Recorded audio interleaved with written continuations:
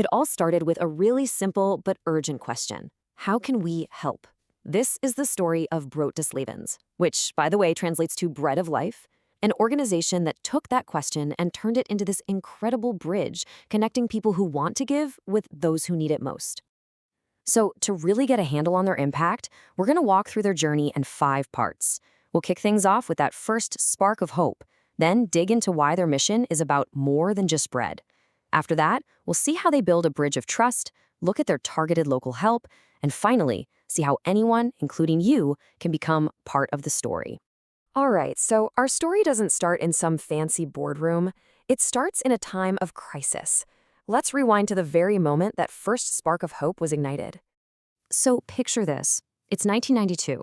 The war in Yugoslavia is erupting, and for a group of Christians in Ulm, Germany, just watching wasn't an option. They knew they had to do something, and they did. Within a year, they were already organizing aid transports, teaming up with other groups to get critical supplies into the hardest hit areas. What started as this urgent, grassroots response, it just kept growing. And by the year 2000, it became official. Brot-des-Lebens was formally founded, all built on the passion of 40 initial volunteers. But here's the thing. This was never just about moving boxes and aid packages.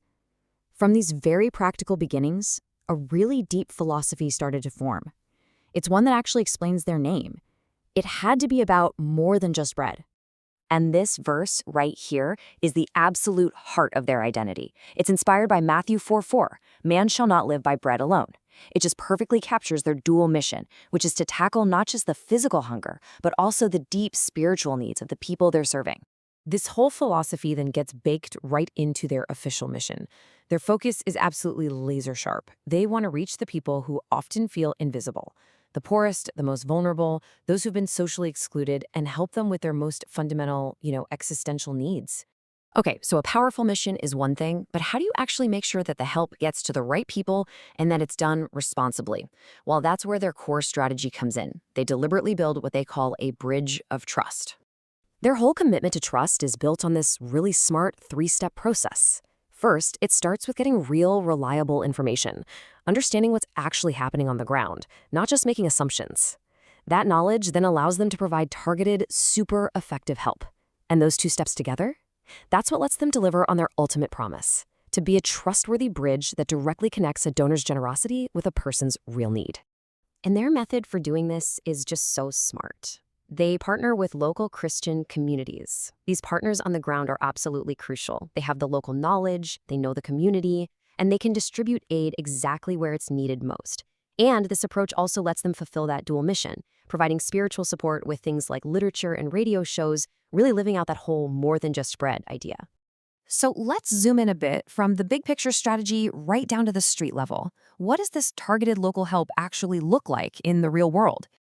Well, for starters, their efforts are very intentionally focused on areas with extreme need. You can see that the vast majority of their work is concentrated in Eastern Europe, with another big focus on Armenia.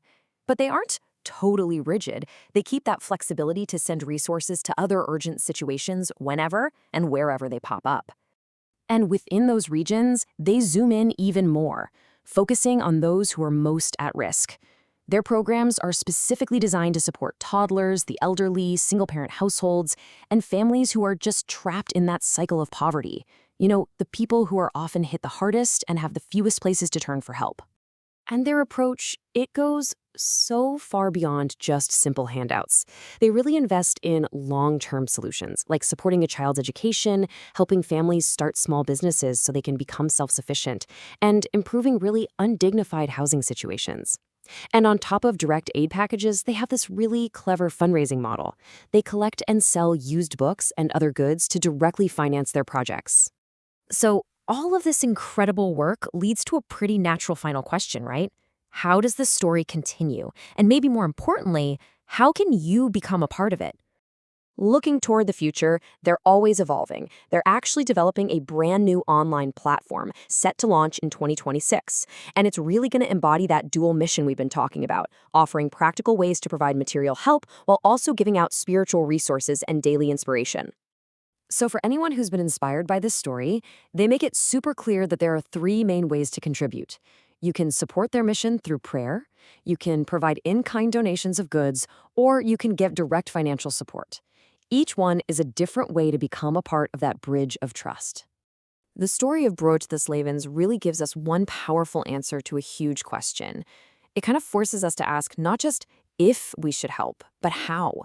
How do we build a bridge of trust that truly connects us to people in need? A bridge that's strong enough to carry not just material aid, but also human dignity. Now, that's a question worth thinking about. Thanks for joining this explainer.